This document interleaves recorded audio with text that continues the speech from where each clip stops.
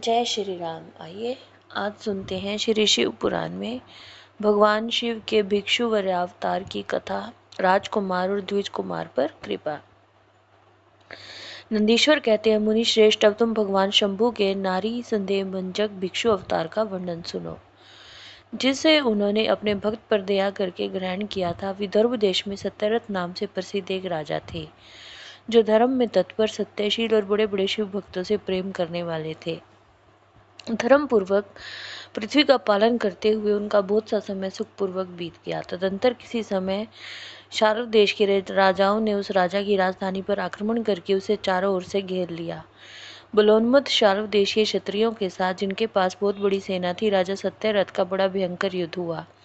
शत्रुओं के साथ दारुण युद्ध करके उनकी बड़ी भारी सेना नष्ट हो गई। फिर दैव योग से राजा भी शाल्वों के हाथ से मारे गए। उन नरेश के मारे जाने पर मरने से बचे हुए सैनिक मंत्रियों सहित भय से विह्वल हो भाग खड़े हुए। मुने उस समय विदर्भ राज सत्यरथ की महारानी शत्रुओं से घिरी होने पर भी कोई प्रयत्न करके रात के समय अपने नगर से बाहर निकल गई।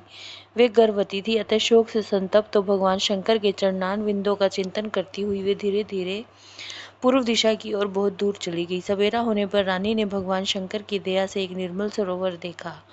उस समय तक वे बहुत दूर का रास्ता तय कर चुकी थी। सरोवर के तट पर आकर वह सुकुमारी रानी छायादार वृक्ष के नीचे बैठ गई। भाग्यवश उसी निर्जन स्थान में वृक्ष के नीचे ही रानी ने उत्तम गुणों से युक्त शुभ मुहूर्त में एक दिव्य बालक को जन्म दिया, जो सभी शुभ लक्षणों से संपन्न था।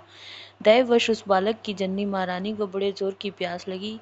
तब वे पानी पीने के लिए उस सरोवर में उतरे। इतने में ही एक बड़े भारी ग्राह ने आकर रानी को अपना ग्रास बना लिया। वह बालक पैदा होते ही माता पिता से हीन हो गया और भूख प्यास से पीड़ित हो उस तालाब के किनारे जोर जोर से रोने लगा। इतने में ही उस पर कृपा करके भगवान महेश्वर आ गए और उस शिशु की रक्षा करने लगे। उन्हीं की प्रेरणा से एक ब्राह्मणी अकस्मात वहां आ गई। वह विधवा थी, घर घर भीख मांगकर जीवन निर्वाह करती थी और अपने 1 वर्ष के बालक को गोद में लिए हुए उस तालाब के तट पर पहुंची थी। उसने एक अनाथ शिशु को वहां क्रंदन करते देखा।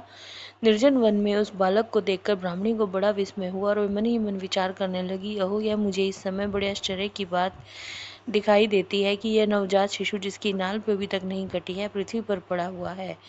इसकी माँ भी नहीं है, पिता आदि दूसरे कोई सहायक भी यहाँ नहीं दिखाई देते। क्या कारण हो गया? ना जाने ये किसका पुत्र है। इसे जानने वाला यहाँ कोई भी नहीं है जिससे इसके जन्म के विषय में पूछूं। इसे देखकर मेरे हृदय में करुणा उत्पन्न हो गई है। मैं इस बालक का अपने औरस पुत्र की भांति पालन पोषण करना चाहती हूँ, परंतु इसके कुल और जन्म आदि का ज्ञान न होने के कारण मुझे इसे छूने का साहस नहीं होता। ब्राह्मणी इस प्रकार विचार कर ही रही थी कि उस समय भक्त वत्सल भगवान शंकर ने बड़ी कृपा की। बड़ी बड़ी लीलाएं करने वाले महेश्वर एक सन्यासी का रूप धारण करके सहसा वहां पहुंचे, जहाँ वह ब्राह्मणी संदेह में पड़ी थी और यथार्थ बात को जानना चाहती थी। श्रेष्ठ भिक्षु का रूप धारण करके आए हुए करुणानिधान शिव ने उससे कहा, ब्राह्मणी, अपने चित्त में संदेह और खेद को स्थान ना दो। यह बालक परम पवित्र है। तुम इसे अपना ही पुत्र समझो और प्रेम पूर्वक इसका पालन करो। जय श्री राम।